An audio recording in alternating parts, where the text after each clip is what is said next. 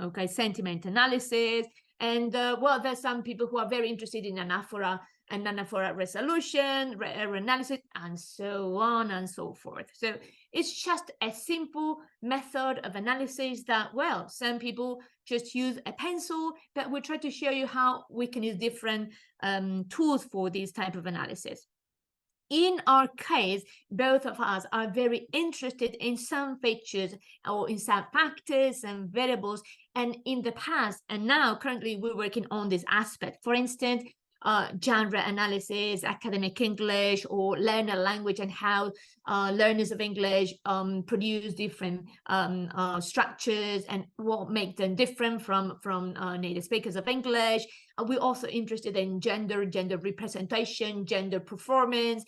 We've looked at some specific aspects that have been discussed in systemic functional linguistics, like the notion of transitivity and semantic roles, modality, or the notion of perspectivization. We've looked at metaphor, and metaphor as a powerful tool for the construal of the universe. And in the recent years, we tried to disentangle a very problematic concept like appraisal, the appraisal framework. Some of the people here have worked on and with appraisal, so you know how difficult it is.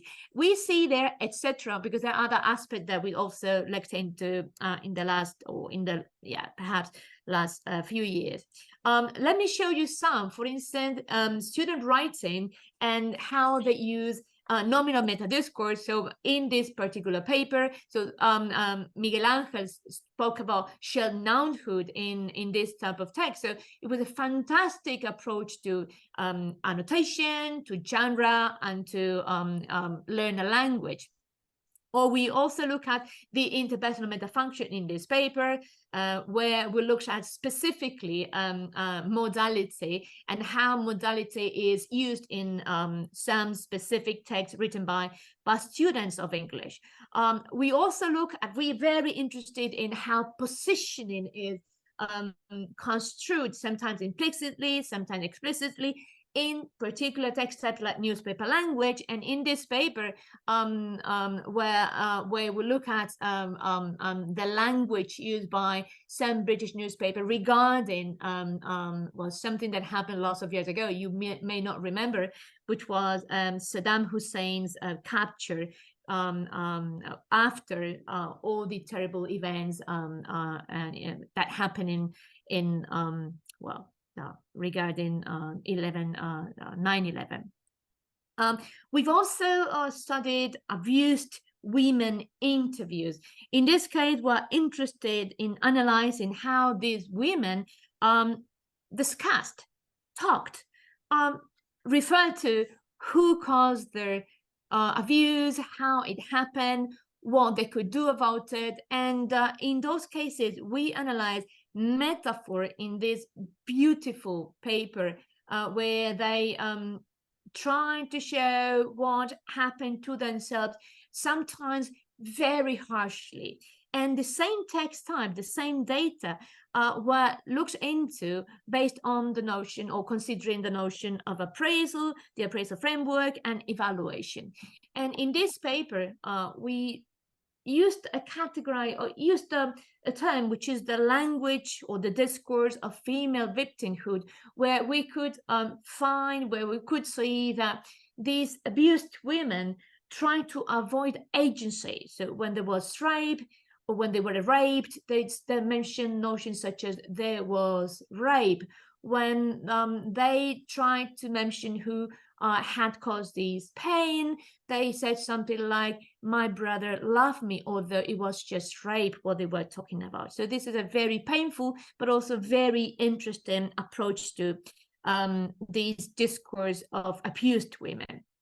And we're also interested, like in any, perhaps all critical discourse analysts are interested in their social agenda. They're also interested in problems that are causing some trauma, like in the case of the abused women in Ireland. But we also look at something which is very, very and a hot issue, like populism, polarization, polarized discourses, terrorism. So that's the case of this paper, when we again look at emotion in particular as a feature of Trump's populist discourse, and how by using this affective politics, he or the people who wrote his speeches were able to address the people in a very particular way that they consider quite effective.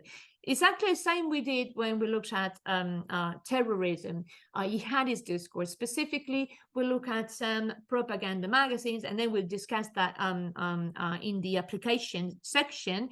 And here we looked at what some recruiters used, which strategies were used by some recruiters in order to, well, attract people's attention and finally indoctrinate them into some radicalized discourses.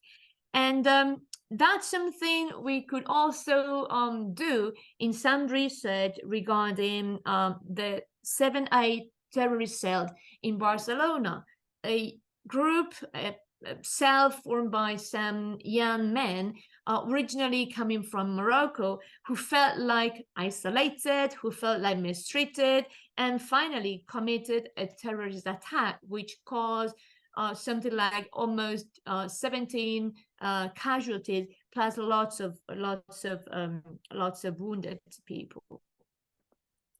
Why is annotation important? Of course, when I was young and was writing my PhD thesis, I was using my pencil and my notebook. But then when you discover that you can do this annotation, even though it's manual, with some tools, you find like a solution to lots of problems in CDI, which is sometimes branded as a biased, as a cherry picking approach to discourse. So why is it important? First of all, because it's very detailed. There's different layers, and you can look just at the first one, the second, fifth one. It's also multi-layered, yeah, as I said. So you can look at the intersections and between those layers. And finally, because you work that way, you go beyond intuition. So you may think that in your text you find something, but the text talk to you, which is something we try to do all the time when doing corpus-assisted critical discourse studies. So what and who is essential when speaking about annotation or corpus-assisted critical discourse analysis? So I must mention somebody I like very much. His name is Mick O'Donnell. He's a systemic functional linguist who works at Universidad Autónoma de Madrid. And he does something which is combining quantitative and qualitative data and producing very, very successful research. He was working in Australia. This, you may know, is systemic functional linguistics at two schools, one in Cardiff and another in Australia. And this Hallidayan school has produced lots of amazing research, like, for instance, Bednarek's research. And Mick was working there, and then because of different reasons, personal matters, and especially love, he decided to move to Spain, where he works. So he's a very decent and very generous scholar, and he shared all his research and his software for free in the internet. So he created a tool which is called UAM, Universidad Autónoma de Madrid Corpus Tool. This is a tool which is systemic functional linguistics, a systemic functional linguistics tool, and it is precisely created and designed for the annotation of all sorts of text. In systemic functional linguistics, and this is something I always repeat to my students and in different forums, well, definitely in the case of systemic functional linguistics, language is construed or understood as a cake. And this is what UAM Corpus tool is designed for, to analyze this cake. Well, perhaps I could say that language is like an onion too, because in an onion we find lots of layers. But well, let's say that language is like a cake, because cakes are so good, so tasty. So language, according to systemic functional linguistics, is a system of systems all these systems, like in a cake, are interrelated, although they may be different. Yeah, they have actually different features, but actually all these features are complementary. Let us use this picture that shows a little bit what we do in systemic functional linguistics. But this is the Alhambra, a beautiful palace in my city, Granada. And there's like an interesting relationship between the Alhambra and linguistics. In the Alhambra, you will see lots of beautiful tiles like these. And what do we find here? Patterns. So in our approach to language, we try to identify patterns. Imagine that we have these three individuals, A, B, and C. Sorry, there must be somebody there who should mute his or her microphone. Is that possible? Thank you. So imagine that we've got these three people, A, B, C. So what we try and say is to see whether there's some patterns in their discursive performance that might make them look similar or different. So sometimes we know that we can look at gender. So is there something that males use differently to females, or just the other way around? Or we can speak about sexuality. Does sexuality make us different, linguistically speaking? There's research regarding age. So are young people using some features that are different from the elderly? There's research on nationality, of course. If you come from Scotland, your language is quite different from the language spoken in the south of England, or in Canada, or in Australia. And yeah, there's something that we are used to, which is the analysis of style. And is it true that Shakespeare used the same features all the time? Are there some playwrights who are similar to Shakespeare's language? And this makes us look at authorship, right? So is this particular characteristic only present in this author's work? I said before that we have analyzed newspaper language and ideology or positioning. So obviously style, authorship, and ideology are very much associated in connection. So that's something we're trying to do. But this is not new. People who are there, all the people who are there, may know some of these scholars. We have Roman Jacobson, John Rappaport, John Sinclair, Geoffrey Leach, or Roger Fowler. I could add more. We could add more scholars, but all of them have tried to analyze the notion of pattern, these paradigmatic syntagmatic axes, where sometimes there's a tendency.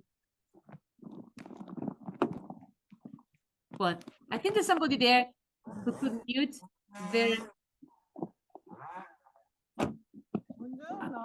¿Cuál? Could you mute our I'm gonna try that, see if I can do that. Thank you.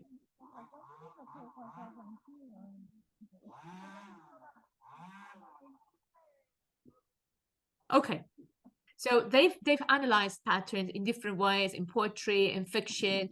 John Sinclair was perhaps the first scholar who spoke about corpus linguistics, and then we see Roger Fowler and his linguistic criticism. This book has been so influential in discourse studies. Something which is important to us is that in this annotation software, we can analyze, I said before, all sorts of types. So we can analyze written or spoken text, and this is the software. So UA and Corpus 2 and the website where you can have access to the software. But we can also analyze visual text, so visuals, images, and this is what Mick O'Donnell created. So UAM image tool, which is another annotation tool in this case for just this type of text. We can also do other things. We can search for instances across level, And this is how it looks like. So imagine that we're interested in studying the presence of the definite article. We can also run keyword analysis, right? Like here, right? This shows what is considered distinctive in one particular corpus if compared to another. And this is interesting because keyword analysis show aboutness, it shows social actors. It can also be useful to analyze positioning. And we can annotate lots of text using inbuilt annotation schemes. We can also prepare and create them.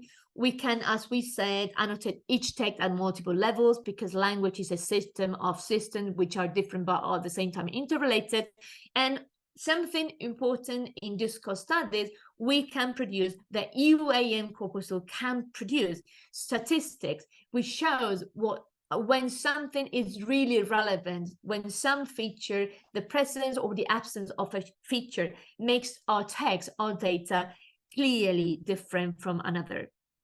So let's show one example, which is one of the aspects that we have been working on in the last few years, which is the notion of modality. Some of you know very well what this is, so let me just summarize it very briefly. So modality is a concept that we can study through system and functional linguistics, but there are scholars like Cameron who has written extensively on this topic, philosophers, and let me summarize it like this, right? So modality is very much connected with the notion of likelihood, the likelihood of a proposition, but it also has to do with basically perspectivization or perspective.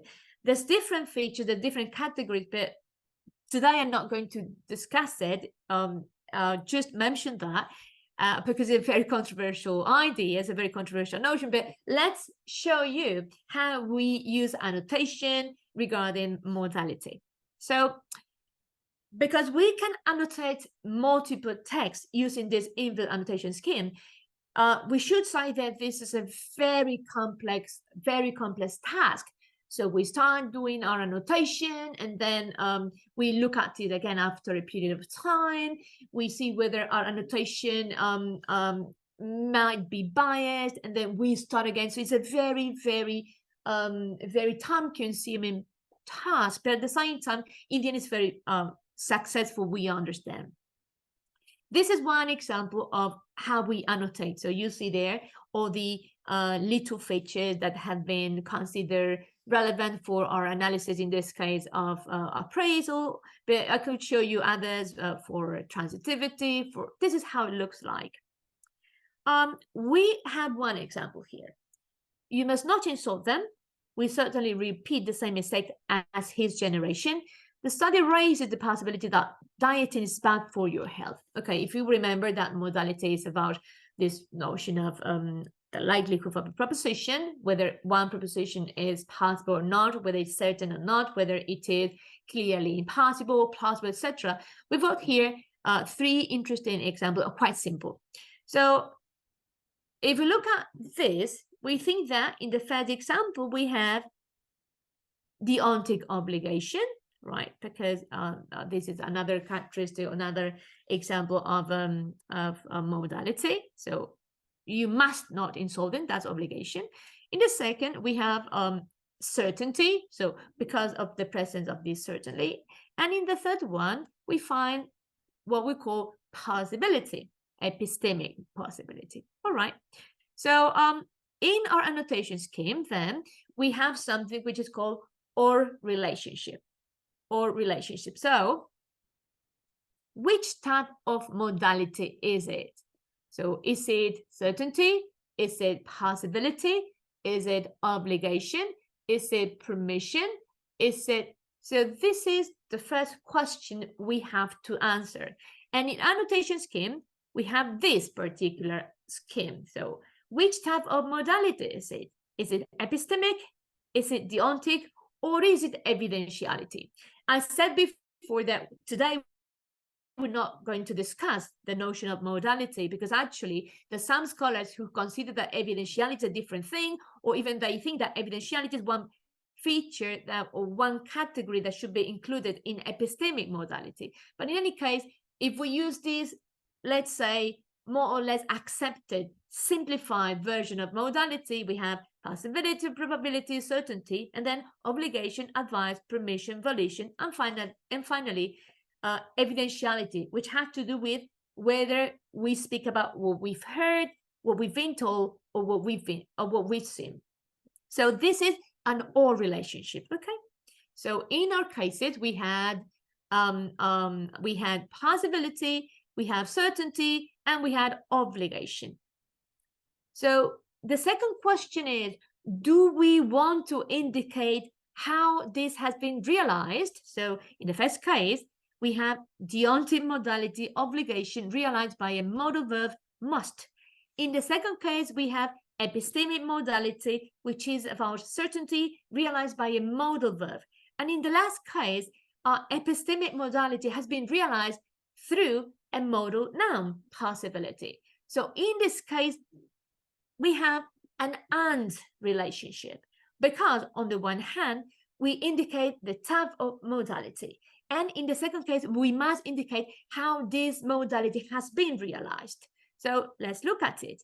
So you see there, realization, right? So either through a lexical, through a modal verb, adjective, lexical verb, or through grammatical features like a modal verb, mood, or subordinator. Regarding subordinators, I'd like to draw your attention to some research by Costas Gabrielatos, who has discussed very extensively on the notion of subordinators as indicators of modality. But there's something else here. So if we want to keep analyzing all these layers, in the first case, we have the presence of not. Not is one expression of non-assertiveness. So here we have deontic modality, obligation, realized by a modal verb, and in this case, this modal verb has been negated.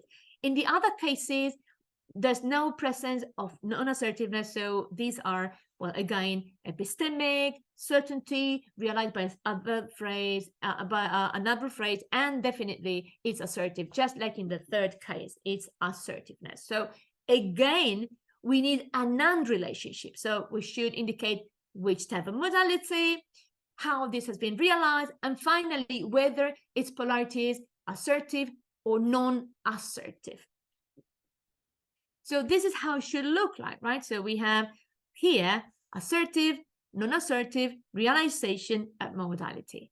So this could be a nice scheme for the analysis, for the annotation of modality in our text.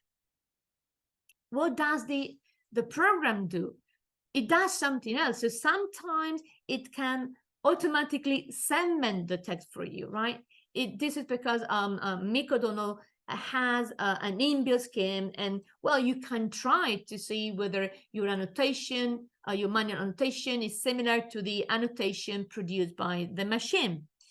And we can produce, as I said before, some comparative statistics. So imagine that in our text, we have analyzed text by recruiters and by indoctrinators. We have analyzed women's and male's text. We've analyzed newspaper language. Sometimes it was well, tabloids, and sometimes they were more, let's say, serious press. So we can compare those texts. And we have, well, this is picture, we have very interesting findings when you produce these statistics, because you see that definitely there are some differences in our data. We show certain tendencies. Absences and presences, as you know, in this type of research have to be analyzed. So we also study tendencies. We try to see those tendencies in our corpus. Something relevant about this annotation scheme is that we have to follow a very, very clear protocol. So let us explain it very briefly.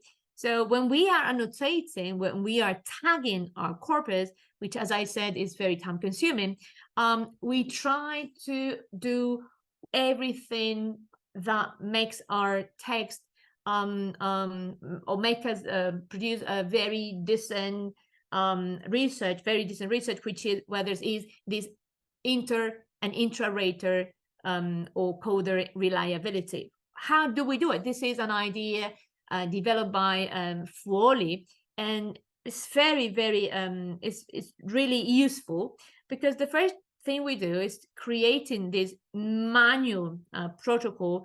We do the coding and we create this protocol which growing and growing little by little. We sometimes tag by ourselves, sometimes we do these joint tagging sessions which are funny, which are sometimes very intense, and then we divide on our own tagging. We agree on the coding, we agree on the markables, and finally we look at something which is definitely, those who do discourse analysis and especially appraisal, you know that there are lots of problems when we have to analyze implicit realizations, and this is something we also work very intensely thanks to this protocol. So this is very briefly what we do when we do annotation, but I know that we would sort of have some time for questions, so perhaps let's look at the applications of this UAM corpus tool. So Miguel Ángel, the floor is yours, unless somebody would like to ask something before. Right. Okay. Thanks a lot, Encarna. Right. I don't know if anybody has any questions, or perhaps we can leave the questions, right, for the end, right? Okay. So I'm gonna try and share my screen now. Okay. Let's, fingers crossed. Hopefully it works, right? Okay. Right. Here we are. Right. Okay. Can you all see my screen? Yeah. Definitely. Yes, we can. Is it visible for everyone? Okay, lovely. So I'll just make it big enough. Okay, right. So, right, as Encarna just said, okay, so now we're gonna go into some of the applications, right, of basically of this annotation and of systemic functional linguistics. So in this second half of the webinar, we're gonna focus on particularly on the language of evaluation and appraisal theory, and on some of the results and interesting findings, okay, that we have obtained in those, different case studies that we've been working on over the past few years, right? Right, so our point of departure is obviously, as Encarna mentioned in the first part of the seminar, systemic functional linguistics, right? Okay, so as most of you know, okay, already, systemic functional linguistics rests upon the fact that language is a tool to communicate, right? And language is a system, is a social semiotic system. It's a system to make meanings, to express meanings in particular social context. So the context is related to the meaning, and the meaning is related to the context, and both of them are changed interchangeably by each other. So systemic functional linguistics basically treats language like a sort of slot machine, right? Like a sort of slot machine, right? Where there are different, I'm really sorry, but could you please mute the microphone? Thanks a million, thank you. Okay, so systemic functional linguistics, I like, to use the metaphor of a slot machine, right? Because it treats language like this sort of horizontal combination of options, right? And for each slot, there are different choices, right? Those are the meaningful choices that we make when we are using language, right? And something really nice about systemic functional linguistics is also the fact that it argues that language is basically used for three main purposes, the so-called three metafunctions, okay? The ideational metafunction, the interpersonal metafunction, and the textual metafunction. Very quickly, okay, the ideational metafunction is based on the fact that language may be used to construe our experience of the world, right? So in terms of participants, processes, and circumstances, right? Sometimes we also use language, well, sometimes, not sometimes, like all the time, right? We also use language to relate to each other, right? So to express our emotions, our opinions, to ask questions, so to impose some kind of effect on other people, right? Through the interpersonal metafunction, right? And obviously, to make sure that what we are communicating makes sense, right? This needs to be well structured, needs to be coherent, needs to be cohesive. So this is what the textual metafunction is basically all about, right? And as you see, like the three metafunctions are nicely connected, as Encarnación said before, in a kind of cake sort of way fashion, right? With genre, with register, with context, and with the lexicogrammar, because something very nice about systemic functional linguistics is that it does not treat vocabulary and grammar as something separate, but that's something that is combined, right? And over the past few years, I would say since 2016-17, we've been focusing particularly on the interpersonal metafunction, right? And this is very much related to discourse semantics. Why is it discourse semantics? Because the language of evaluation cannot really be tied to specific words or specific sentences. Very often, more often than not, evaluative discourse splashes and sprawls across whole stretches of discourse, right? That's why it's sort of larger than just one individual word or one individual clause or sentence, right? Something that we've been doing, okay, over the past few years, right, has been to in a way to try and endow, right, our analysis with more reliability and with more objectivity, okay? So we've basically drawn upon psychology, psychological theories, corpus linguistics, and as we will explain later on, also we've been working together and collaborating with artificial intelligence experts and computer scientists, right, within natural language processing. Right, there's a little warning here, a little caveat before we go into more detailing here. Obviously, we are not IT experts ourselves, Encarnación and myself, we are not IT experts, right? We are not psychologists, right? We are discourse analysts and linguists, okay? But we do believe that the interdisciplinary collaboration and work and combination of those areas, right, of computer science, psychology, and discourse analysis can really pay off in the end and can offer very, very interesting results, okay, and collaborations, right? So now let us plunge into the swimming pool, right, of appraisal theory, okay, appraising and appraisal, okay, the language of evaluation, right? Appraisal theory very much rests upon these three ideas that you may see there on the screen, okay? It rests upon the fact that basically affect is something that permeates the entire linguistic system, okay? So everything we say, how we say it, okay, through intonation, through lexis, through morphology, through affect is at every single stage and level of language, right?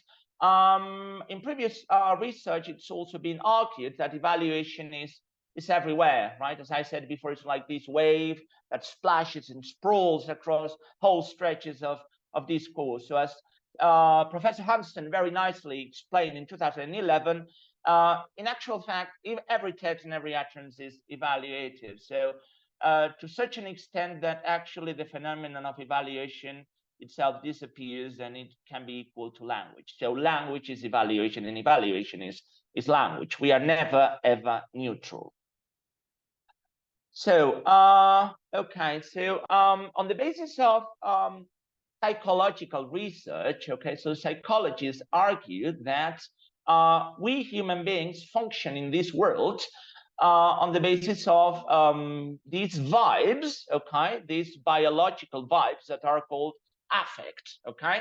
So sometimes we have like these positive vibes, sometimes we have these neutral vibes, and at some other times we have horrible or negative vibes, okay?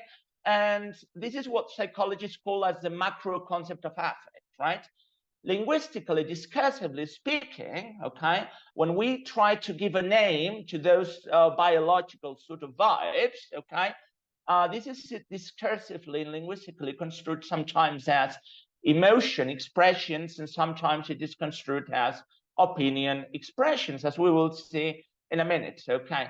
So what we can extract from this idea, from the research on psychology and the research on discourse analysis, is the fact that, obviously, once again, using the metaphor of the wave, okay, the fact that discourse is subjective at its very core, okay? So this omnipresent subjectivity in discourse, right? So now we're going to have a look at some very nice examples of how this connection between emotion and opinion nicely work together, nicely intersect. To use once again the metaphor that Encarna used before, how this cake with different levels can be seen, can be observed when it comes to the analysis of the language of evaluation. So sometimes we find cases where emotion is derived from opinion, right? So if you say something like, we're shocked and disgusted by your behavior, the expression of shock and disgust is, as psychologists argue, something that is triggered by a previous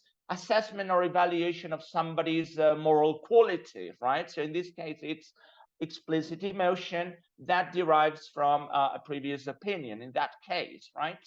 And now let's come to trips. Okay, let's focus on something that is very controversial and very difficult when it comes to the analysis of linguistic evaluation, which is detecting the implicit and trying to analyze the implicit and the explicit at the same time, because obviously the explicit is easy to analyze, okay? So we have like words like happy, sad, horrible, good, bad.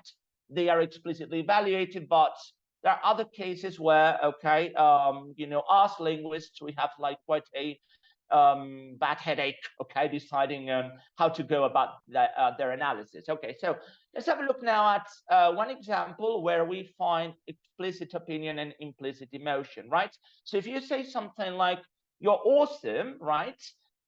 Explicitly speaking, right, on the outer layer of this cake, this is an explicit linguistic expression of opinion, right?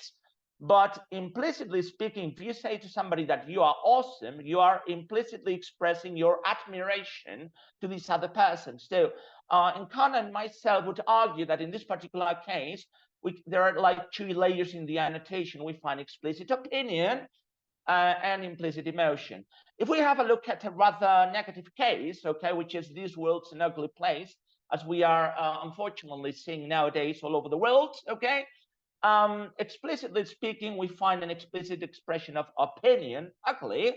But if you say that somebody or something is ugly, okay, you're obviously implicitly expressing your dissatisfaction, right? Your negative vibe towards this particular entity. So deep down, implicitly, so Encarna myself would argue that there is an implicit emotion. Sometimes things are not easy at all, right? Okay, because sometimes we find examples of what previous authors such as Alva Juez or Schwartz-Friesel in 2015 referred to as emotional implicatures. Implicatures is a concept that comes from pragmatics, but they basically adapted it to the analysis of linguistic evaluation of the language of emotion. Okay, so sometimes we find examples such as this one. Okay, Mary, I've been waiting for you for 6 hours, right? So explicitly speaking, on the outer layer of the cake, there is no lexical item that denotes, that explicitly denotes any kind of explicit emotion, right? It's from the context, it's from the co-text that we may actually derive or read into an implicit kind of emotion, right? We do have those some nice cues or nice signals, such as the use of the progressive form, which is typically associated with emotional involvement, and also the use of this duration adverbial in this case, right, for 6 hours, okay? So from all these cues, we may somehow read into an implicit emotion of maybe dissatisfaction, right? So, as you may see here in this picture, and as, for example, Martin or, for example, Jeff Thompson argued, I think it was in 2014, okay, the analysis of linguistic evaluation is like, you know, trying to disassemble a Russian doll, right? So it's like a Russian doll with many layers, right? So it's a bit also like archaeologists, like digging into the different layers of a language and trying to see what is happening there. Right, so Now let's go in detail into the appraisal framework, okay, into systemic functional linguistics appraisal framework. Okay, so we're going to start first of all just talking about the original framework, and then we're gonna like go into our own, let's say, version or modification of the original appraisal framework for several reasons that we will explain in a couple of minutes, right? So SFL, Systemic Functions Linguistics Appraisal Theory, is a taxonomy that it's a wonderful taxonomy, it's a wonderful theory that was originally developed by Jim Martin and Peter White in 2015, okay? Sorry, 2005, sorry. And then it was later on very nicely, you know, like redefined by Monica Vetlarek in 2008 with some changes, right? So appraisal theory, as Martin White argues, is discourse semantics system. Why is it a discourse semantic system? Because unlike other systemic functional linguistics systems like transitivity, which is basically tied to individual words, the processes, the verbs, the nouns, and so on and so forth, sometimes identifying evaluation is not just about individual words, it's about the whole text, or it's about a whole paragraph, or it's maybe about two lines, right? So that's why it's more about, it's not tied to the clause, it's tied to discourse, okay, as a whole in that sense, right? So appraisal theory, as we've mentioned before, is part of the interpersonal meta function, because when we are expressing our opinions and our emotions, we are trying to relate to other people, okay, to express to other people how we feel about things going on around us in the world. And as we have said, SFL appraisal theory is a beautiful, powerful, very detailed, comprehensive tool that allows discourse analysts and linguists to actually disentangle, to unearth, right, all the complexities of evaluative discourse. So very briefly, systemic functional linguistics is based upon like three pillars. So this is like a nice table with three legs, okay? It's based upon three pillars, okay? The most important pillar of systemic functional linguistics is the subsystem of attitude, okay? Which is something that we will explain in a minute, okay? So attitude is basically about the categories that basically have to do with our expression of emotions and opinions, happiness, sadness, and so on and so forth, okay? Judgment, yeah? But, you know, when we are expressing our opinion or emotion towards something or someone, okay, sometimes we express those opinions and emotions in a sort of tuned up way, okay? So it's not the same saying I am happy as saying I am ecstatic, I'm over the moon, right? Okay, or I am a little bit happy today, right? So sometimes we graduate, we turn the volume up or down of our, let's say, of our evaluative statements, right?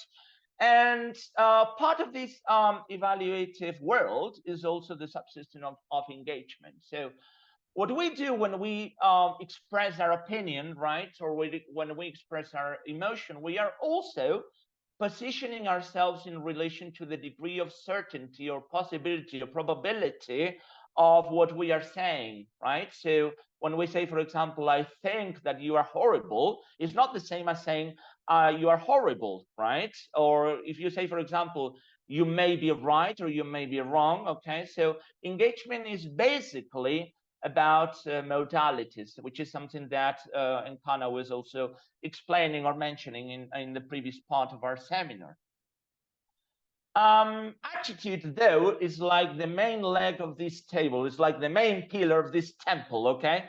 As Martin White also argued, it's like the main system. The other two, engagement and and graduation, they are attendant resources, as they call them. Okay, so Martin and White argue that linguistically speaking, okay, when we are expressing, you know, when we are feeling emotional or we are expressing our opinions, we are doing so on the basis of three kinds of semantic domains, right? There is the semantic domains of affect, which is about emotional evaluation, feeling happy, not happy, angry. There's judgment, which is about ethical evaluation. You are good versus you are bad. Okay, you did a great thing versus you did a horrible thing. And then appreciation, okay, which is about aesthetic evaluation, something like, what a nice table, what a beautiful picture, what a horrible, what an awful, what an ugly person, right? This is appreciation. As Monica Bednarek in 2009 argued, basically judgment and appreciation can be nicely combined into opinion, into the more general semantic domain of opinion, because we're expressing our opinion, sometimes in aesthetic through aesthetic parameters, and some of the times through some ethical parameters, right? And the other big semantic domain is that of emotion, right? So we have emotion and opinion.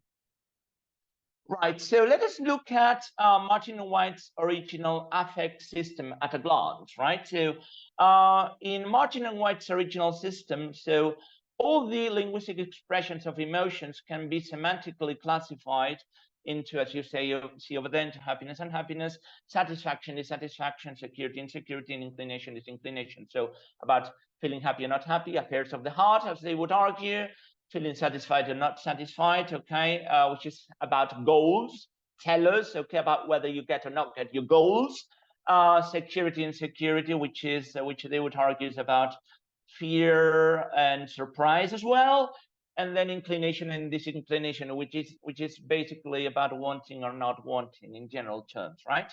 So this is what Martin and White's original affect system looked like, okay? And now Bednarek in 2008, okay, she did a very nice sort of conceptualization of the system. She actually studied in greater depth the categories, and she proposed some very nice changes, okay? We are not going to go into detail in those changes, but one big change that she proposed was taking the category of surprise from insecurity, if I remember well, it was within insecurity, taking it out of insecurity and considering surprise as a macro semantic category related to emotion, right? Because it's an emotion by itself, right? Psychologically speaking, yeah? So this is basically what Martin White's and Bednarek's systems of affect look like. And what happens here, okay? So when Encarnación myself started, just analyzing text, started looking at those interviews of abused women, started looking at populist discourse and so on and so forth, and started applying the theory, we started realizing that there seemed to be some areas where we constantly had some doubts, we had some questions, okay, some gaps, okay? And those fuzzy areas that we started detecting were focused within the happiness and unhappiness semantic region, and also within the satisfaction, dissatisfaction semantic region. And this is basically what Martin White's and Monica Bednarek's subcategories look like. So things like, for example, affection, this is treated as a kind of happiness, right? Misery is treated, and antipathy are treated as a kind of unhappiness, okay? Interest is, for example, not treated as an emotion by its own self. It's treated within satisfaction, right? So this is like an idea of what it looks like, okay? So we started asking ourselves like all those questions, okay? So those were like the sort of nice research-related questions that we started pondering about, okay? So for example, when we are feeling, when we like somebody, for example, if I say I like you, does it mean that I am necessarily happy? Perhaps I like or I love someone, but perhaps I'm not necessarily happy in my life. So it's really affection, a subcategory within happiness, right? For example, do we not feel pleasure when we are happy? For example, why is pleasure only treated as within satisfaction, right? Is satisfaction really different from happiness, right? Do we not feel momentarily happy after enjoying a good meal, having a nice, Sunday roast or a nice pie, a nice dish of pasta, pizza, whatever, okay, depending on the country where we are from, okay? Do we not feel momentarily happy after enjoying a good meal, okay? And for example, I know that there are some people that we don't quite like, there are some things that we don't like, okay? But the fact that we don't like somebody or we don't like something, that it doesn't mean that we are necessarily unhappy. Okay, like why is it treated under unhappiness, right? And finally, could misery not also be treated as the opposite of interest? Because psychologically speaking, when we think about the psychological and psychiatric depression, right? Basically, one of the biological or sort of conducts related to depression is actually the lack of interest in things, a lack of engagement and interest with things. So what could not misery be treated as the opposite of interest, right? Misery, depression, sadness in that case, right? So those were like some of the questions that we started, let's say, sleeping on, right? Or pondering about, right? So those questions, we were kind of daredevils in that case, okay? So those questions we tried to answer.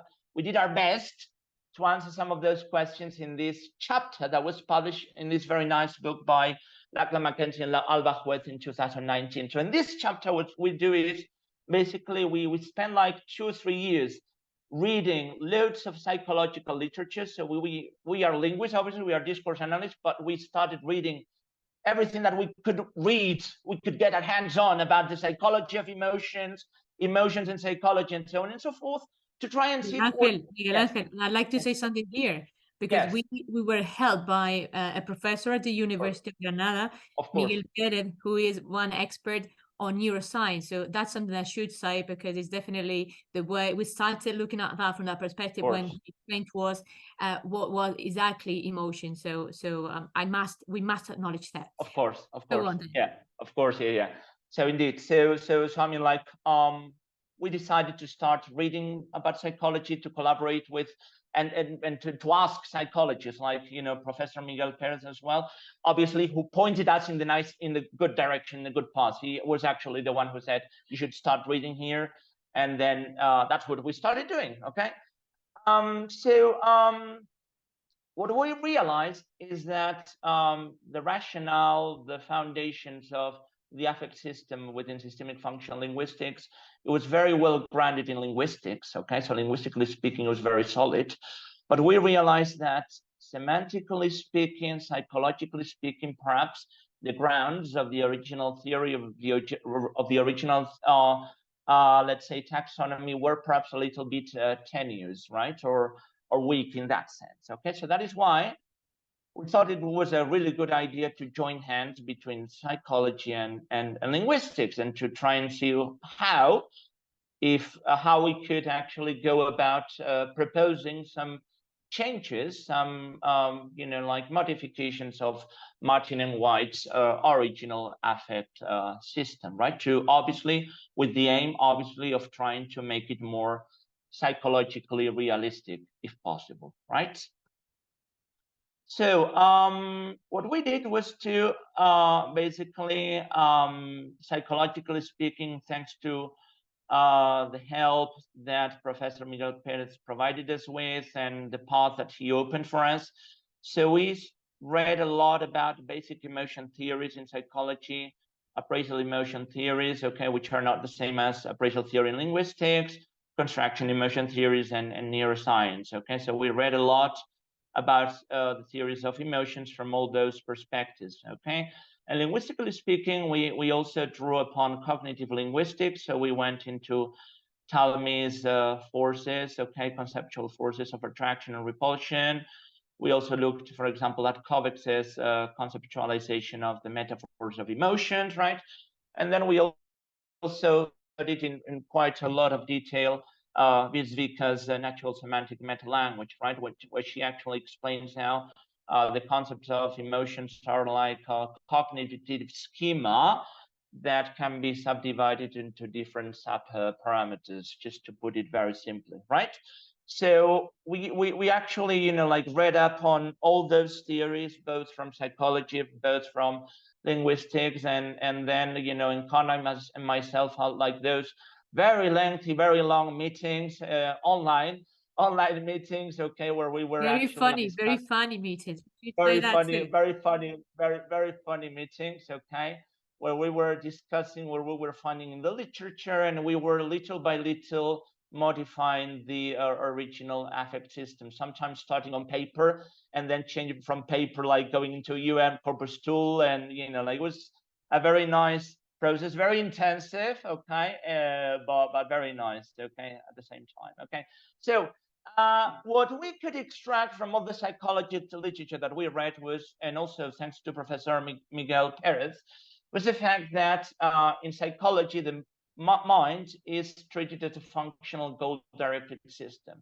So what do we mean by that? What we mean by that is that all our emotions, all the emotions that human beings feel, are triggered on the basis of whether we have managed to achieve, not achieve, or lost goals that are more or less important to us, right? And here you have Bloom's taxonomy of needs of human beings, okay, starting from the most basic physiological needs, going all the way up to the need of self-actualizations, right? So psychologists in general seem to argue that the key word when it comes to defining emotions is that of goals, objectives. So once again, this is corpus tools. So after those long, intensive, exciting meetings of discussing all our readings and, you know, like moving categories up and down, left and right, and seeing what could happen, so we incorporated our sort of system into a corpus tool. And this is what our modified affect or emotion system actually looks like, okay? So in our redefinition of Martin and White's original affect system, emotions are divided into three big groups, okay? The goal-seeking emotions, the goal-achievement emotions, and the goal-relation emotions, right? What are goal-seeking emotions? Goal-seeking emotions are about sort of cognitive states which have to do with human beings' engagement, cognitive engagement, or lack of engagement with the world around us, right? This engagement sometimes materializes in novelty, which is related to surprise, and this generates surprise. Sometimes it's related to novelty and motivation, which is what we find in interest. Okay, when we are interested in something, it's because there is something new, and we want to learn more about that something. And sometimes this sort of cognitive engagement with the world is only about motivation. I really want to do something, okay? Inclination. So this is like the first big group. Then we go into the goal achievement emotions. The goal achievement emotions are those that are mostly related to these positive or negative pleasurable vibes or unpleasurable vibes, okay? Like the key emotions there, okay, that we tend to feel on a daily basis, right? Okay, so these we divided into the two broad semantic domains of satisfaction and dissatisfaction. So as you may see here, we do not separate satisfaction from happiness, because psychologically speaking, satisfaction is like a broad category within which happiness or unhappiness happens, right? That is how basically it seems to work, right? So satisfaction basically is about our ability or to obtain goals that are important to us. In this case, we feel happy, or it's about our ability to maintain goals that are important to us, okay, which leads to quiet and trust, okay? And then dissatisfaction is basically about what happens when there seems to be a threat to our goals, okay, which leads to insecurity, right?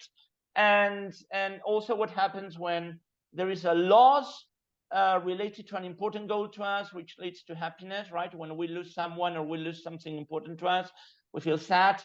And anger and frustration, which are about a blockage to our goals. When we feel blocked, thwarted by something, we typically feel angry or frustrated, okay? And then finally, at the very bottom, we find the goal relation emotions, right? And for this, we drew upon Ptolemy's forces of attraction and repulsion, right? In the sense that we realize that affection or lack of affection is not really something that is part of happiness or part of unhappiness, okay? Attraction and repulsion are like generalized feelings that we normally have towards particular people or particular entities, right? So you generally like someone, you generally dislike someone, you generally like something or dislike something, okay? And then if you're interested in our chapter, we can share it with you. then we found that the attraction and repulsion spectrum could be very nicely subdivided into different other subcategories. Okay, right. So this led to this new user-generated appraisal scheme, right? So we incorporated this new system into corpus tool, and then we also incorporated these new categories. So we thought it might be a good idea, for example, to not treat graduation as something separate, as a separate layer. We thought that when it comes to actually analyzing evaluation in text, it's really important to actually see whether this expression of emotion or opinion is a high degree or a low degree, right? The same happens with mood and modality. It's not the same thing saying, I think you are happy, than saying you must be happy, then you might be happy, right? So that is why we incorporated in our appraisal scheme or neural corpus tools syntactic polarities, so not happy, mood, modality, voice, right? Because if you say something like, for example, they killed us, they horribly killed us, it's not the same as saying we were horribly killed by them, right? Okay. Graduation, degree of explicitness, is it an implicit or an explicit expression of emotion or opinion? Lexicogrammatical realization, balance, and axiology, emoter and trigger. So basically, if we are dealing with emotion, who is emoting? Who is expressing an emotion? Is it the author of the text? Is it somebody else? What is triggering the emotion? Okay. If we are talking about opinion, who is expressing the opinion and what is the opinion being expressed about, right? And finally, what is the type of emotion or what is the type of opinion, right? So tagging, therefore, includes explicit and implicit realizations of emotions and opinion, and also the nature of the realization. So we try to actually annotate in corpus tool how these emotional opinions realized, whether by epithets, attributes, actions, processes, lexical metaphors, graduation, grammatical metaphors, you name it. And once again, this is a screenshot that Encarnación showed before, but that we are going to show again, basically of what our analysis of appraisal actually looks like. Okay, from one of the texts from these, you know, like jihadi propaganda magazines, right? Right, and this is one example, okay, of what actually we do. So we've got here the example, but some people still seem satisfied, okay? So how do we annotate that in the corpus tool? So first of all, we choose the option of the fact that it's an indicative realist mood. So satisfied, the expression satisfied occurs within an indicative realist mood sort of syntactic context. The polarity is assertive, right? It is realized not by an epithet, but by an emotion attribute, right? So they are not saying the satisfied people. They say the people are satisfied, okay? The valence of the emotion is positive, right? So this leads us to the final analysis, which is a case of explicit emotion, goal achievement, satisfaction, happiness. And implicitly speaking, remember what we said before, that we basically try as much as we can to annotate not just explicit, but also implicit. Implicitly speaking, this could be treated as a case of implicit negative opinion of a propriety kind, okay? Because if they say that they are happy about something horrible, you are implicitly, obviously, judging those people, negatively speaking. Yeah, okay? Ángel. Yes. Let's see that we have something, lots of comments and questions, right? So we can go quickly. Okay, let's go quickly. Right. No, Okay. Okay. Yeah, no, fine. I know. Yeah. And I'm keeping track of time. Don't worry. You know. Yeah. Okay. So basically, this is something that Encarnación mentioned before. So given that the analysis of evaluation is really, really hard and really difficult, to endow it with as much reliability as possible, we have this ongoing manual protocol, these sessions of tagging. We try to basically rely upon corpus linguistics, dictionaries, and context to try and see whether something can be annotated as implicit. And we also use artificial intelligence and algorithms. Okay? So our new user-generated appraisal scheme in our analysis of appraisal and approach to appraisal, what we have been doing over the past few years is to go from the top down and from the bottom up, okay? Like looking at the forest and the trees to the forest. So actually analyzing intensively, doing close analysis of our corpus, okay, through the tagging, okay, and then looking at the broader corpus, right, using keywords and things like that, okay?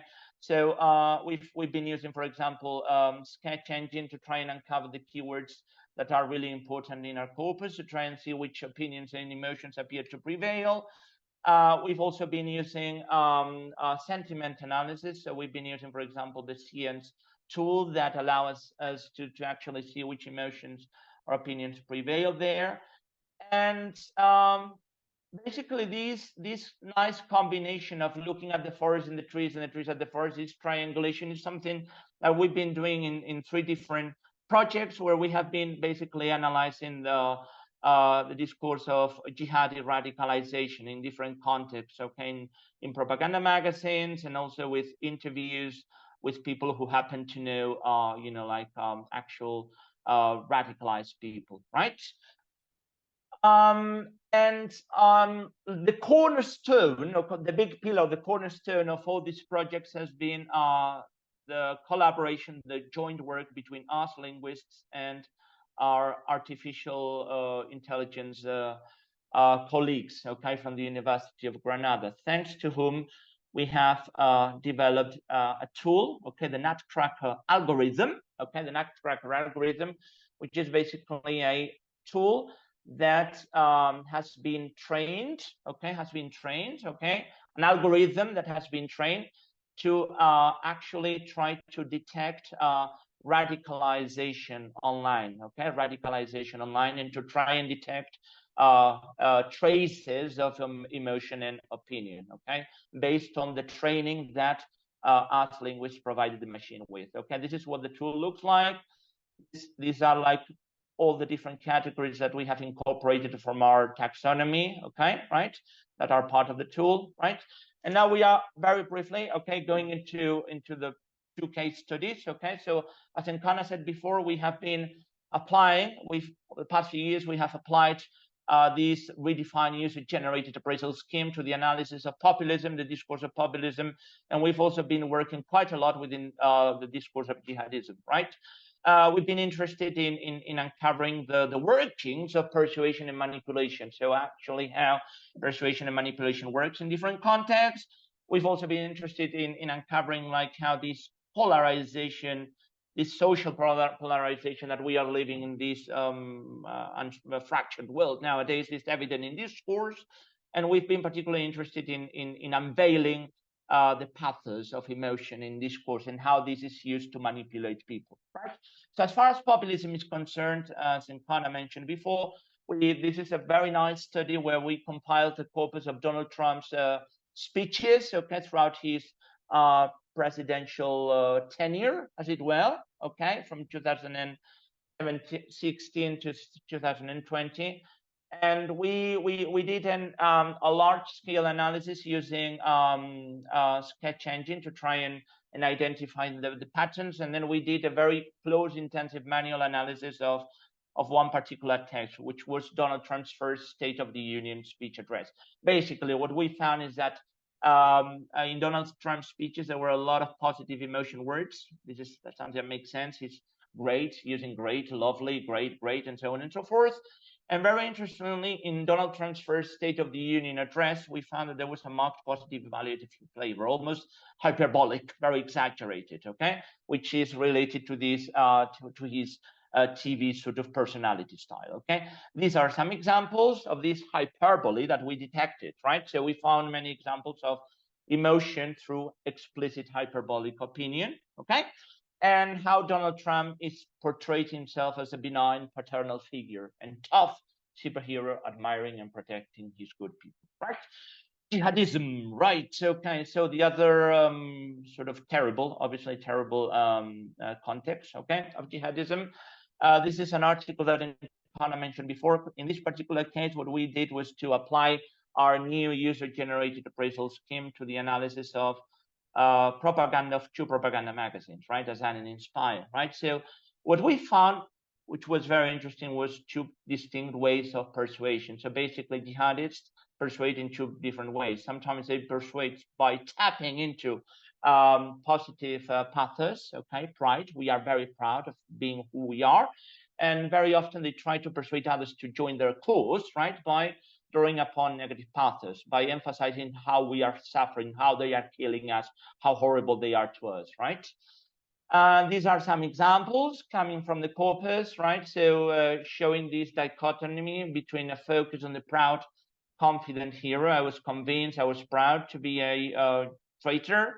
And these are the persuasive, manipulative profile, which is a focus on the victim suffering and the perpetrator's nefarious acts, how horrible they are. Conclusions, right? To conclude very quickly, okay, so we can draw from all our seminar, okay, the first and the second half of the seminar, we can draw or extract, these theoretical, methodological, and topic-related conclusions. So something we can conclude from our work is the fact that appraisal is a really powerful tool, really powerful tool that can help us to uncover representation and presentation both of the self and of others, right? This can be people, it can be places or things, okay, or ideas. Another conclusion that we can extract is the very great potential that lies in actually collaborating, working interdisciplinary together with psychologists, with artificial intelligence, with experts in discourse analysis, because definitely that is the way to go to actually come to grips, to actually tackle such a difficult phenomenon as is evaluation and opinion, right?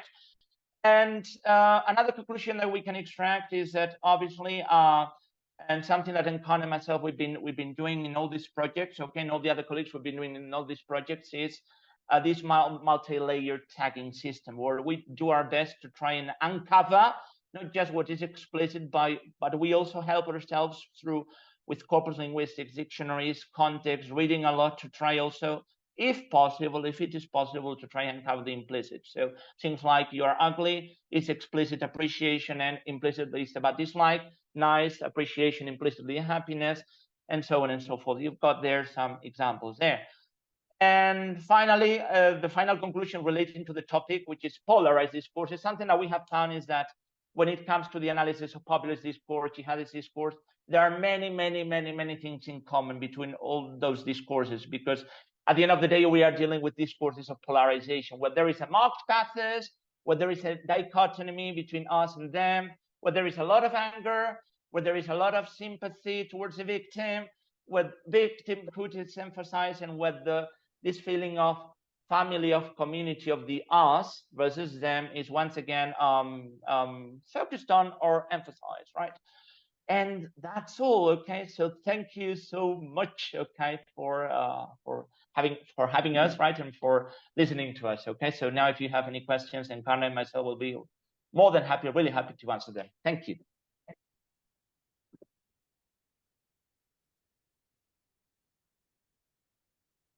Miguel Ángel, could you unshare the screen, because there are lots of questions here, right?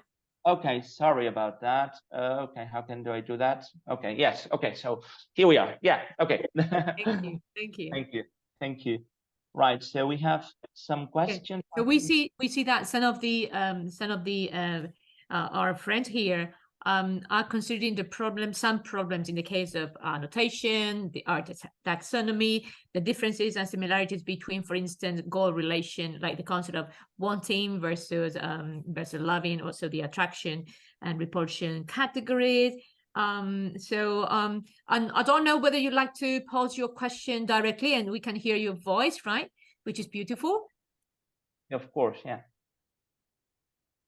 Well, we've been sharing with you some of the papers, right? And obviously, if you want to read them, just let us know. In the process, when we've been working on this topic for these years now, we were sometimes struggling to find a nice label or like the actual, the most efficient categorization. So that's why we don't really like very much the notion of goal whatever, but actually the idea of the mind as this goal-oriented device was perhaps the best one to understand how this happens. And when we speak about this topic from the neuroscientific, from the perspective of neuroscience, what Miguel told us was that we're not interested in the labels. We're not interested whether one expression may be branded as happiness or inclination or whatever. He told us that we have to look at what happens in our brain. So that That's why in the case of, for instance, inclination, we are in this sphere of our mind being motivated, which is a little bit different, and where there's no pleasure or displeasure. But in the case of loving or hating, there's this idea of Tommy when he says that there's like a magnet, right? So there's an attraction or repulsion between two entities. It may be because there is a previous relationship between those entities. Generally there is. That's why we cannot hate somebody we don't know. We hate somebody, we hate an idea we may have experienced before. So in that case, in the case of goal, attraction or repulsion, there is this, first of all, relationship between both entities, and then there is this pleasure versus displeasure. That is valence parameter that is not used in the first category, because in that case there's everything's connected with motivation. So that perhaps is the simple explanation to that question that we could hear, but we can discuss it, because definitely there are lots of problems here, and what matters is not to finally endorse one taxonomy, but trying to discuss it. And we are still struggling to polish not just the scheme, which seems to work in our research, but also to discuss with other colleagues and see whether there's something like some agreement. So we agree to disagree, first of all, but we love to agree on some of these concepts here, because they seem to work. So there's somebody, Victor says, systemic functional linguistics-based CDA has to face the issue of subjectivity in annotation, for sure. That's why we're struggling to use creating this protocol of annotation, where we discuss the problems, we decide on which are the markables, we decide on which categories we're working on, and that's something I think, Miguel Ángel, we are not 100% optimistic about it, but when we look at our inter-rater reliability measures, it's something like 0.8, which is reasonable out of 1, which is reasonably okay. But yeah, you're right, and that is one of the problems of CDA, that there's some tendency to understand that we are subjective, and that approach is subjective, and that we try to answer the same question that has been posed in our hypothesis. So yeah, the question, the context, the annotation of quite a familiarity with a specific context. I mean, definitely, okay, definitely, yeah. Right now, okay, and this is something that we've been working with our colleagues from computer science, okay, like actually how to try to implement this context in artificial intelligence and how to train the machine. Okay, so this is something that artificial intelligence is still struggling, okay, to try and uncover, right? But obviously, the context is necessary. A familiarity with the context is more than necessary, especially when it comes to uncovering linguistic evaluation and in all our different analysis. When we were annotating, like populist discourse, jihadist discourse, even when we were looking at, for example, these interviews with people who happen to know the perpetrators of the Barcelona 17A attacks. So we had to go into the context. We had to, for example, in this latter case, we had to ask questions to the person who had conducted the interview, so that she could offer us some more details about the actual context, to obviously give us some clues about how to interpret some potential implicit expressions of emotions. Yeah, but definitely an efficient way of dealing with this issue of the context. Right at the moment, there is no truly 100% efficient way of training a machine, right, to actually interpret the implicit. But I do feel, right, I don't know if you, I think we shared that idea in Connor, right, that's from our work with our colleagues from computer science. We are getting there. We are getting somewhere there. Okay. Yeah. But actually, in the algorithm that the team has created, the algorithm can detect all these nuances after having annotated thousands of text, and that may mean that our categories are not are sort of let's say again are efficient enough. There's something here which I agree very much, and definitely the problem of implicitness is something we have been also struggling with, and we discovered that it's not we haven't invented the wheel, but generally when we look at those texts by jihadists, we saw that generally when there was appreciation, ugliness, for instance, we knew that they meant very, very directly that there was dislike.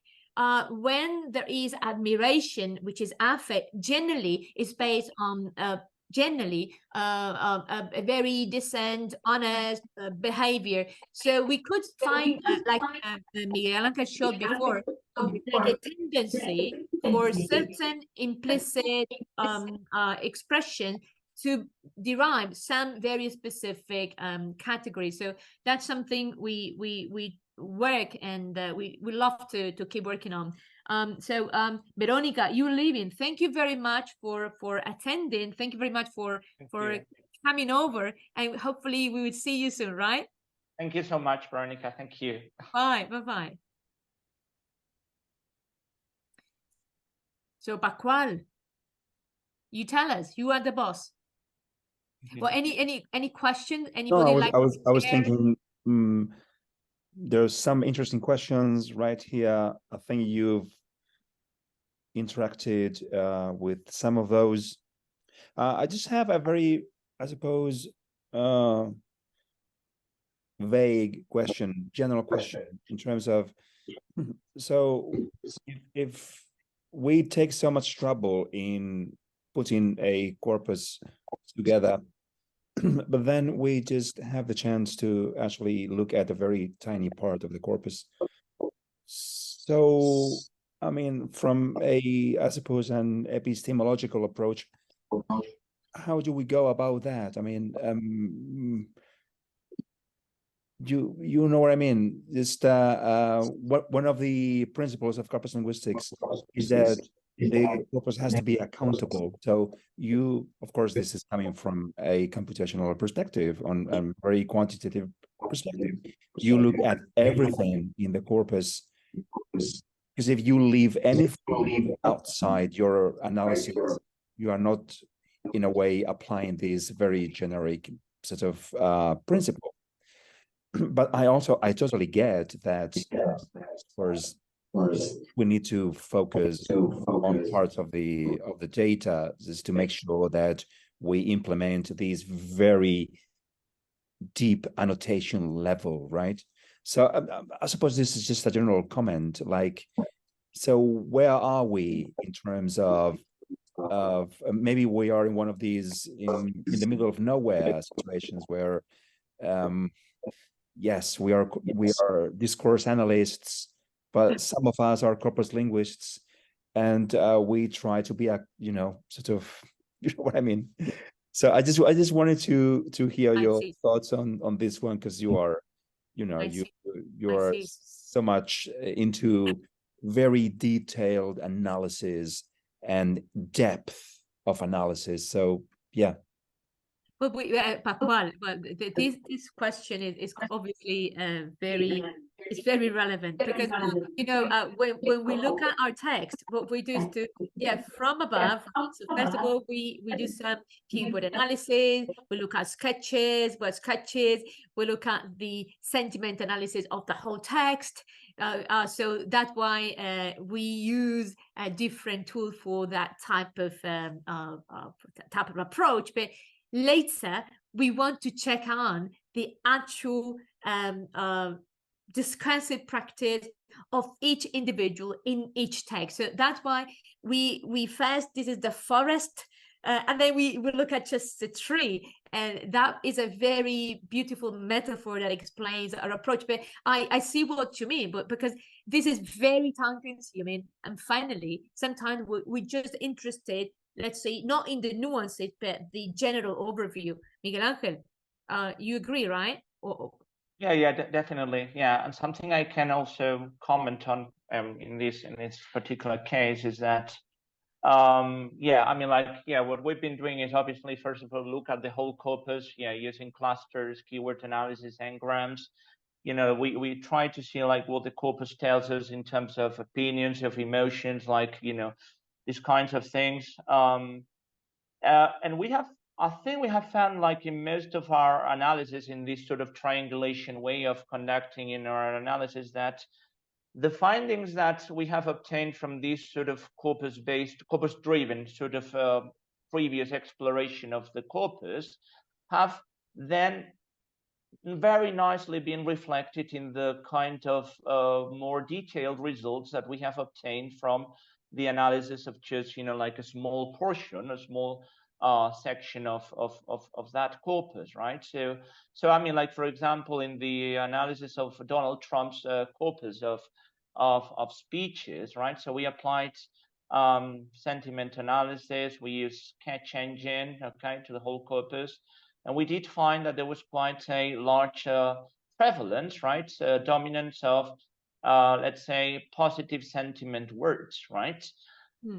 Which is something that when we analyze, you know, like Donald Trump's first State of the Union speech as US president, we realized that it was predominantly positive. Why? Because, and that is when we found that there was a lot of admiration, a lot of respect, a lot of happiness, and so on and so forth. So yeah, I don't know. Yeah, Encarna, if you want to add something. Well, that's the idea. So we think that sometimes one individual speaker, one individual subject deserves all the attention. And that's why we just look at that individual interviewee or that individual text. But the fact that we can generalize and see all these tendencies we mentioned previously in some particular registers, that is the challenge. So if we can use this, and that's something we have been talking about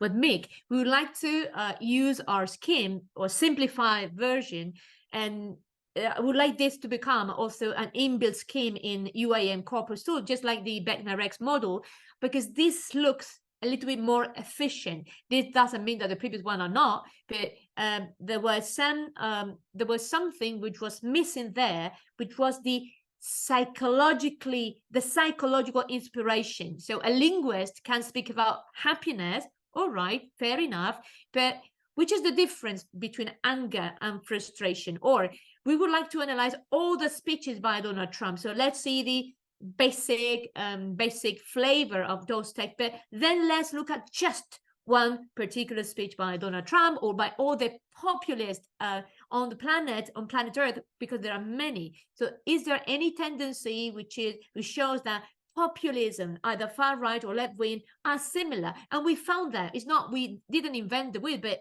we saw that emotion, very loss of expression, some tendency for informality, etc., is a feature that shows that populism is working in all those types of texts. So that's why we are we're trying to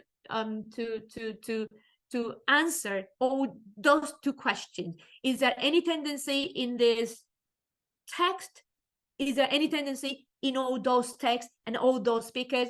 And well, it's this difficult because it's many texts and it means lots of time, but we still enjoy it. And Miguel Ángel and myself, we're friends. So sometimes in our online meetings, because we were in different places, we got angry and then we got happy and then we said, okay, see you tomorrow. Today we can't work. But that's the way it has evolved, and that's why we're very happy that you allow us to share this with our friends and colleagues here in the internet. Because I see Lynn. Lynn, hello, how are you? Lovely. Hi, Encarna. I have one question, if it's okay. Thank you, Encarna and Miguel, for this insightful presentation.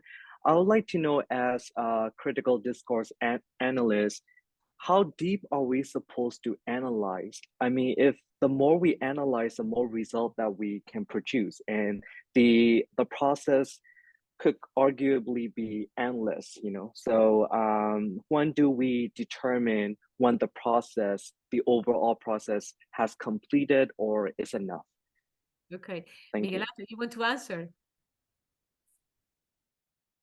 Actually, sorry, I was reading the chat. Another question. I will answer. I will answer. Sorry, that. But you know, we've got this very complex scheme, right? And we analyze all the text. based on this complex scheme. But then we discovered the first time we have hundreds of categories, and then we discovered that in the end, at the end of the day, it's just the subcategory, but not the subcategory that shows that makes difference. So we want to analyze everything, every single detail. Actually, sometimes we have identified, for instance, whether it is the author who's speaking or another author, and who is this author and where it comes from and the gender of this author. But at the end of the day, what was really important was that they were using some strategies that made a difference. So we can discuss that right here, and we see how it works. Yeah, Buri, you there? I can see you. Hello. Hello. Spain. My English is not so good, but I have a question also. My area is education, and in my area we apply content analysis and thematic analysis, but not linguistic analysis. And for me, it's a good presentation, because I have learned a lot, a lot. But I think that we have the same problems for me, because you use the computer, but in my area we have different opinions about this. In your propose, the computer is the first tool, no? Because you use, my question is, who defines the categories?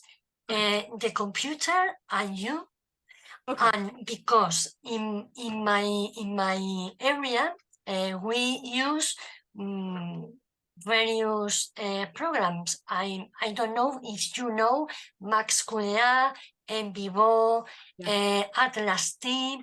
Yeah. I use these programs, but only for managing the data. But the categories are defined for me.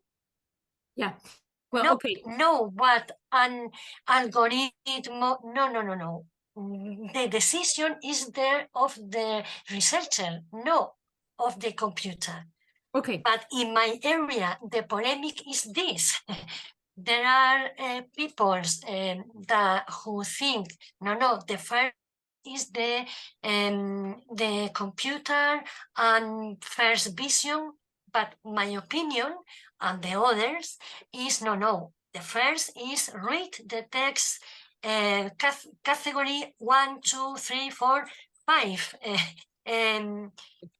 time, no, for read the text. But the process, cognitive process, is mine, not a computer. Okay. And this is the problem in this case, in your case, no. For me, the computer, the first option. In my way, it's not possible. Okay. No, Uri, it isn't exactly that way. So let us show how the algorithm, which actually we have created, how it works, right? So you see that this is an algorithm where we analyze all sorts of text. You see that, first of all,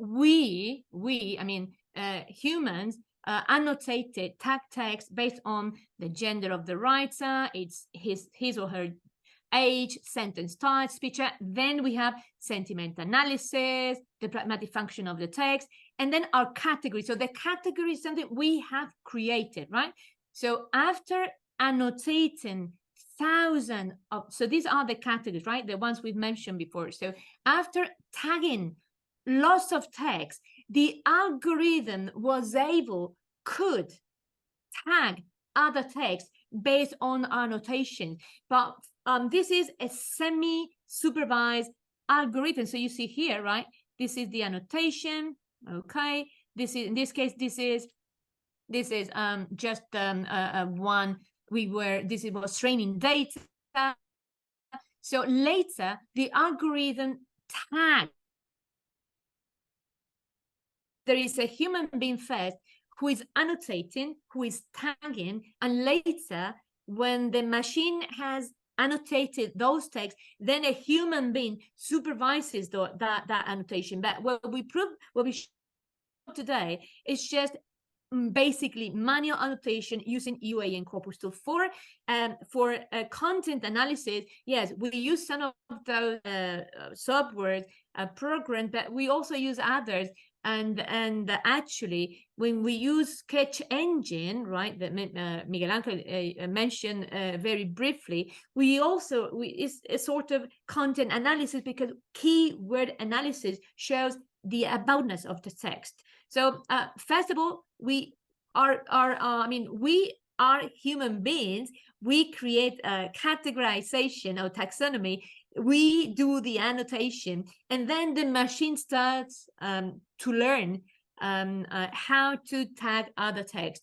And that's something we definitely can talk about, because content analysis is the beginning of our analysis, right? We look at first that aspect. ¿Cuál? All right, sorry.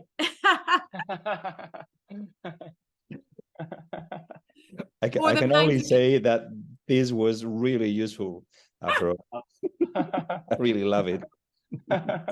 Okay. We could have done it better, but I didn't want to tell you that I needed a picture of yourself. I'm sorry. There's one question by Ariana. Miguel Ángel, you read. Yeah. One minute. The question is like, that's a very good question. Thank you, Ariana. Like, how do we deal with overlapping or ambivalent categories during the annotation process? So obviously, yes, we did find many examples that could be annotated on the basis of perhaps 2 or 3 categories. And initially, when we started working on our system, okay, as Encarna said before, we came up with, like taggings that included like, I don't know, like 80 categories and so on and so forth. So this is a case of these plus that, and so on and so forth. But then we realized that we had to include some scope for fuzziness, obviously, in within our categorization, because fuzziness is at the very core of evaluative language. That is why we included some categories, which actually comes from psychology. One is called core affect. Okay, yeah. Core affect is psychologist argues, for example, when somebody asks you, how are you feeling today? And you can't quite put a word to how you're feeling. You can't quite say, I'm feeling happy, satisfied, over the moon, sad, depressed. So you say, I'm feeling okay, right? Is this happiness? Is this security? So the way we annotate those cases is, obviously, we see there's some evaluation, but we can't quite put our finger on whether it's happiness or so on. So we annotate those cases as positive core affect. So yes, that's a very good question. Thanks a lot, Ariana, because yes, okay, obviously there is like this scope for fuzziness in our system, which is and get better. Yeah, that's right. Yeah, get better. Okay, with your flu, right? Yeah. So. Okay, lovely. Well, Encarna, Miguel Ángel, thank you so much. Thank you for sharing your research with us. It's been a fascinating webinar. And thanks everyone that joined today, people in the project, people that work in related areas. So I really hope we can be in touch and share our research somewhere else pretty soon. So thank you again. Miguel Ángel, Encarna, you are wonderful people. Thank you so much. Thank you so much. Thank you.